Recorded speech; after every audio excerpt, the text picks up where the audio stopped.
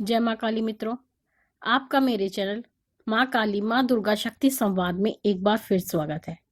मित्रों, आज जो मैं विषय लेकर आई हूँ वो विषय दीपक से संबंधित है। मैं आपके सामने ऐसे 4 तथ्य लेकर आई हूँ जिनके बारे में आपके मन में कहीं ना कहीं जिज्ञासा होती है। तो वो 4 तथ्य हैं। पहला, ज्योत का बार बार हिलना। दूसरा, ज्योत का भभक कर शांत हो जाना। तीसरा, पूजा करते समय ज्योत का तेज हो जाना। और चौथा और अंतिम, ज्योत की पूरी रुई का ही जल जाना। ये जो चौथा है ये मेरे सब्सक्राइबर द्वारा रिक्वेस्टेड है। उन्होंने रिक्वेस्ट की थी कि मैं उनकी इस जिज्ञासा का समाधान करूं, तो अंत में मैं उनकी जिज्ञासा का भी समाधान करूंगी। तो जो पहला तथ्य है, ज्योत का बार बार हिलना। देखिए, आपने कई बार ऐसा देखा होगा कि जब आप ज्योत लगाते हैं तो आपके पूजा घर में कोई पंखा भी नहीं चल रहा होता, उसके बाद भी ज्योत बार बार इधर उधर हिलती रहती है। तो मनुष्य ये देखकर परेशान होता है कि जब पंखा बंद है तो ज्योत इधर उधर क्यों हिल रही है, इसका क्या कारण है।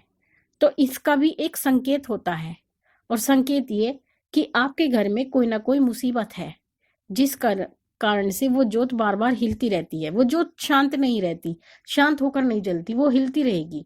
इसका अर्थ है कि आपके घर में कोई ना कोई मुसीबत आने वाली है, या आपके घर में कोई बड़ी परेशानी चल रही है। दूसरा, ज्योत का भभक कर शांत हो जाना। कई बार हम देखते हैं कि जो ज्योत होती है वो अंत में, जैसे अंत में आने लगती है, आते आते वो जोर से भक भक करके जलने लगती है। कई बार मनुष्य इसे देखकर डर भी जाता है कि ऐसा क्यों हो रहा है कि ज्योत इस तरह भभक रही है, क्योंकि ये अच्छा संकेत नहीं है। इसका अर्थ ये है कि आपके घर में कोई ना कोई नकारात्मक ऊर्जा है, जिस कारण से वो ज्योत पक पक करके जलती है, और उसी ऊर्जा के कारण वो ज्योत अंत में जाकर के भभकती है। ये दूसरे तथ्य का अर्थ है। तीसरा तथ्य, पूजा करते समय ज्योत का तेज हो जाना। जब हम पूजा कर रहे होते हैं या पूजा अर्चना करते हैं, स्तुति करते हैं, जाप साधना जो भी हम कर रहे होते हैं, कई बार हम देखते हैं कि जैसे ही हम पूजा के मध्याह्न में पहुंचते हैं, अर्थात बीच में पहुंचते हैं, तो हमारी जो ज्योत होती है दिए की, वो जो है सीधी होकर लंबी होने लगती है, अर्थात ऊपर की तरफ जाती है, तेज होती है। कभी कभी तेज होती है, फिर शांत होती है, फिर तेज होती है। ऐसा बार बार होता रहता है जब तक हम पूजा करते रहते हैं।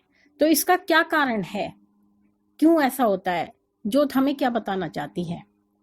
इसका अर्थ ये होता है कि जिस देवता की हम पूजा कर रहे हैं या अपने इष्ट की आराधना कर रहे हैं, तो वो देवता हमसे प्रसन्न है, वो खुश हो रहे हैं, हमारा जाप ग्रहण कर रहे हैं, और ज्योत के माध्यम से हमें बता रहे हैं कि हम आपसे प्रसन्न हैं और आपकी पूजा को ग्रहण कर रहे हैं।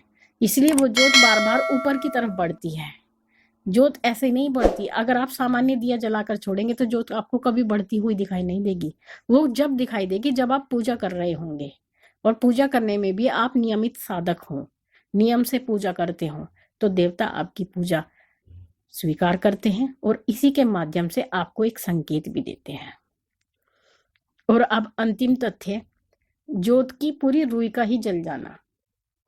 देखिए, कई बार ऐसा होता है कि जैसे ही हम ज्योत लगाते हैं, और ज्योत लगाते हुए जैसे ही हम दिए को जलाते हैं, तो एकदम से कई बार ऐसा होता है कि बत्ती जलने की बजाय रुई पूरी जल जाती है, जबकि उसमें घी भी लगा हुआ होता है, उसके बाद भी वो बत्ती जल जाती है।